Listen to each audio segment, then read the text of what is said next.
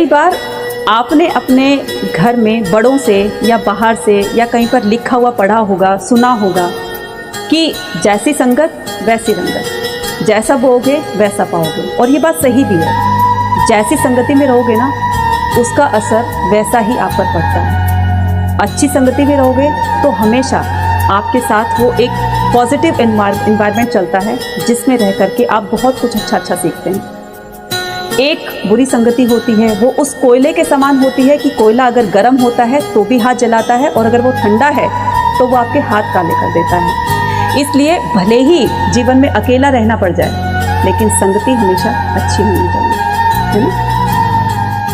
एक बात हमेशा याद रखना, दुख पर ज़्यादा ध्यान दोगे तो हमेशा दुखी रहोगे, सुख पर ध्यान दोगे तो सुखी रहोगे।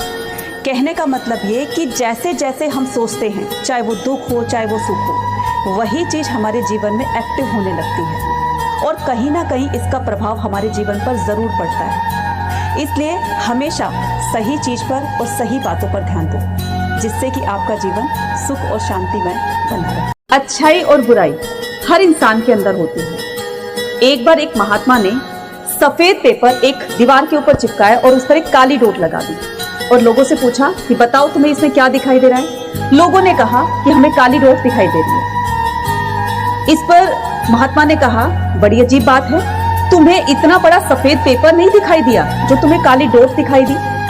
लोग बड़े शर्मिंदा हुए, महात्मा से माफी भी मांगी। महात्मा का कहना था यही आज की सच्चाई है, इंसान की अच्छाइयां किसी को नजर नहीं आती लेकिन उसकी एक छोटी सी गलती उसको पकड़कर उसमें बुराइयां नजर आने लगती है और यही आज की वास्तविकता भी है ना।